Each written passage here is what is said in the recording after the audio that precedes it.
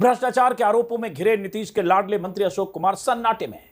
Media के सामने आने से कतरा रहे हैं। उन्हें समझ नहीं आ रहा है कि प्रशांत किशोर के दस्तावेजी सबूतों और बैंक अकाउंट के डिटेल के आधार पर लगाए गए आरोपों का क्या जवाब दें, कैसे जवाब दें। प्रशांत किशोर ने अपनी प्रेस कॉन्फ्रेंस में 2 दिन पहले जिस तरह से करोड़ों के ट्रांजैक्शन के डिटेल दिए हैं, वो अपने आप में एक बड़ा खुलासा है। ऐसा खुलासा जिसकी जांच हो जाए तो अशोक चौधरी और उनके परिवार का बचना मुश्किल होगा, ऐसा प्रशांत किशोर कह रहे हैं। प्रशांत किशोर की इस प्रेस कॉन्फ्रेंस के बाद बिहार की राजनीति में हड़कंप मचा है। आगे किसका नंबर आने वाला है, यह पता नहीं। एनडीए सरकार में बैठे मंत्रियों में घबराहट है कि पता नहीं कब किसकी फाइल लेकर प्रशांत किशोर मीडिया के सामने आ जाएं।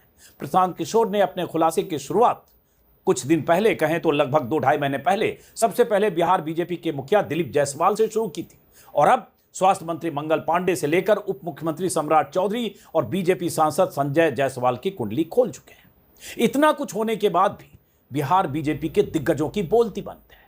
अब तक होना तो यह चाहिए था कि बीजेपी और जेडीयू के नेताओं को सामूहिक तौर पर सामने आकर जवाब देना चाहिए था, लेकिन छिटपुट बयान के अलावा अब तक कोई सॉलिड जवाब आया नहीं है। ऐसे आरोपों और खुलासों के बाद नीतीश सरकार की तो फजीहत हो ही रही है। कई तरह के सवाल भी उठ रहे हैं कि आखिर इन आरोपों की जांच कौन कराएगा, कार्रवाई कौन करेगा।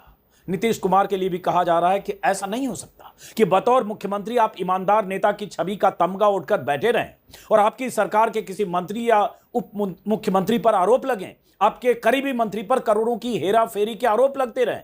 अगर मंत्री पर भ्रष्टाचार के आरोप लगे तो मुख्यमंत्री को या तो अपने मंत्री के खिलाफ कार्रवाई करनी चाहिए या फिर मंत्री और सरकार को सामने आकर पॉइंट टू पॉइंट जवाब देना चाहिए, लेकिन ऐसा हो नहीं रहा है।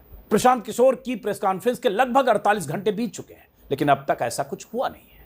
मुख्यमंत्री के मानस पुत्र पर अपनी बेटी, अपनी पत्नी और अपनी समधन के ट्रस्ट के नाम पर 200 करोड़ की जमीन खरीदने का आरोप लगा है और मानस पिता की तरफ से सन्नाटा है। मानस पुत्र को जैसे सांप सूंघ गया है।